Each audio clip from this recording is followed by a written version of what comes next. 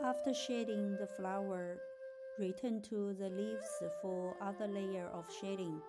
The number of layers depends on the strength of your pigment. If your color is lighter, you might need additional layers. Compare your work with the reference painting and continue until the color depth is similar. With each new layer, make the shaded area slightly smaller than the previous one. This will help create the leaf's three-dimensional form. If an earlier layer wasn't quite the right size, simply adjust it in the next layer rather than trying to fix it repeatedly. Avoid repeatedly shading the same wet area.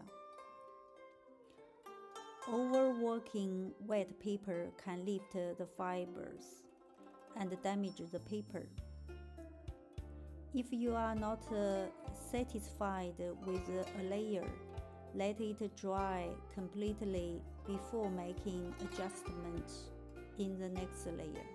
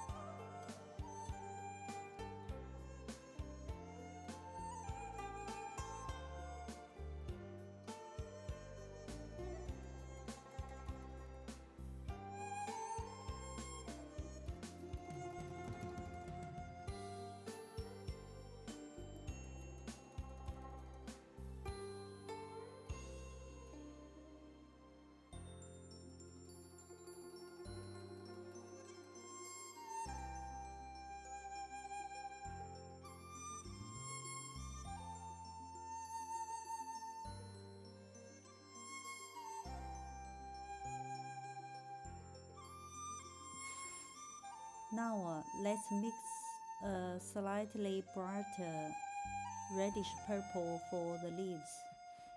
Add a small amount of carmine, 曙红, to your rouge, 胭脂, to create a more vibrant reddish purple.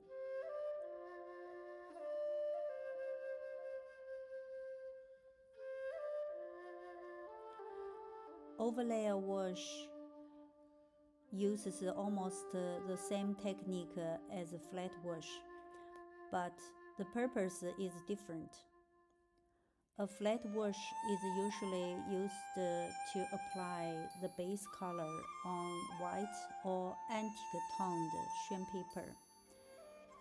An overlayer wash is applied over existing colors to adjust the overall color tone and enrich the painting.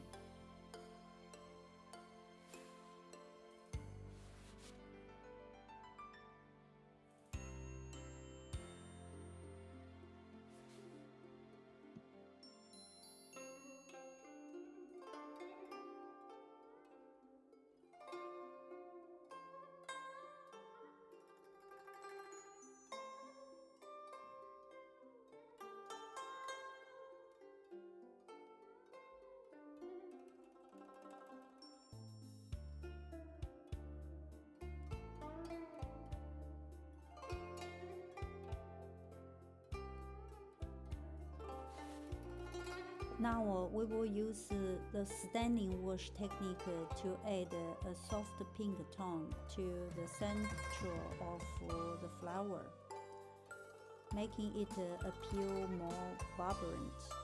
Mix a small amount of carmine.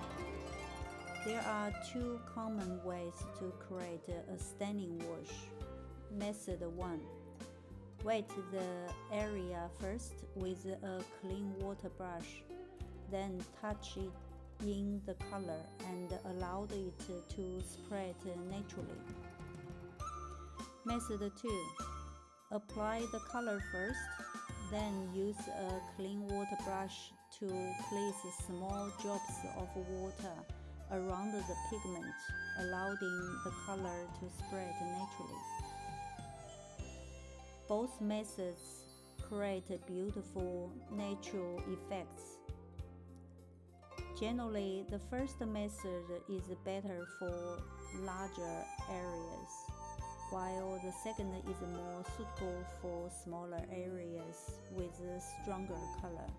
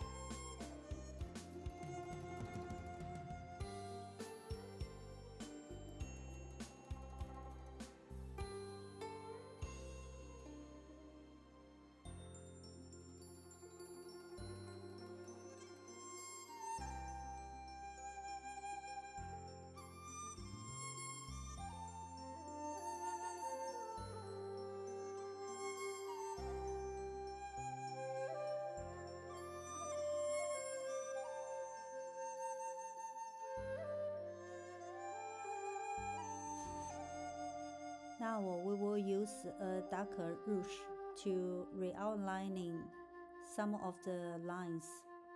After several layers of shading and overlay washes, some ink lines might become less distinct.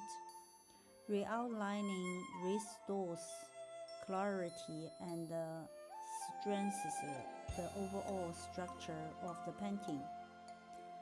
This technique is usually done near the end of the painting as a final refinement. Re-outlining requires good brush control because the new line should closely follow the original ink line. If you are a beginner, you can skip this step. However, if you feel confident, practice on a separate sheet before applying it to your final painting.